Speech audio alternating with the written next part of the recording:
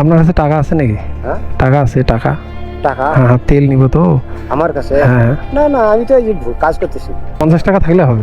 না আমার কাছে তো বর্তমান দেখেন একটু হেল্প করেন। তাই তো 3 টাকা খাচ্ছি, তাছাড়া টাকা নেই। 3 টাকা আছে আর নাই? আপনার কাছে থাকলে কি আপনি দিতেন? আমি দিতাম। অবশ্যই দিতেন।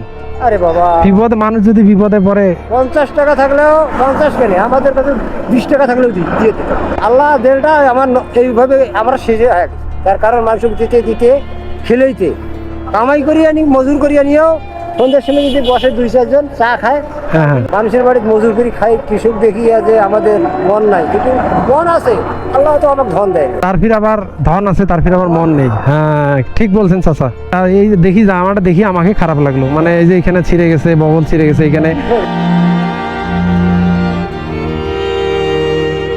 তো এখানে ছিঁড়ে গেছে। করার কিছু নেই। আচ্ছা আপনি কত দিয়ে কিনেছিলেন? এটা হ্যাঁ হ্যাঁ, 150 কবে কিনছিলেন?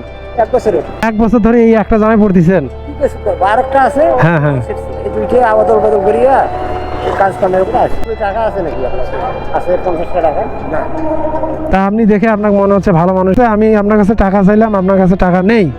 টাকা থাকলে আপনি দিতেন। অবশ্যই দিতে আমরা আল্লাহর রহমতে 50 টাকা ব্যাপার হলো কত? বললাম 3 টাকা আছে। 3 টাকা আছে শুধু। এই যে জামাটা কিনবেন, এখন টাকা তো লাগবে। কত লাগবে? টাকা লাগবে না? আমি টাকাটা আপনার কাছে চাচ্ছি আপনার মনটা পরীক্ষা করার জন্য।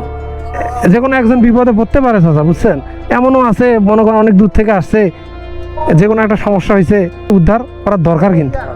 আমার মনের কথাটা আপনি বললেন, ঢাকা থেকে আসতে একটা ছেলের টাকা নেই।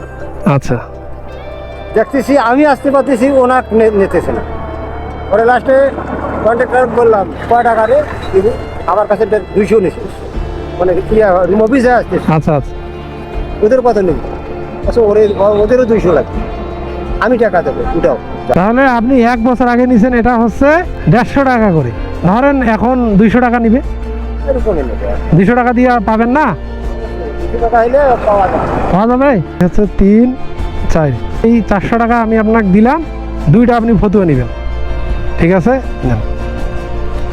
মন থেকে খুশি হয়েছেন? মন থেকে খুশি, মানে আল্লাহর কাছে দোয়া করবো যে আমিও এরকম বিপদে পড়ছিলাম, মানুষের বিপদ করছি। হ্যাঁ, আর যদি কেউ বিপদে যদি পড়ে আপনি উদ্ধার করার চেষ্টা করবেন।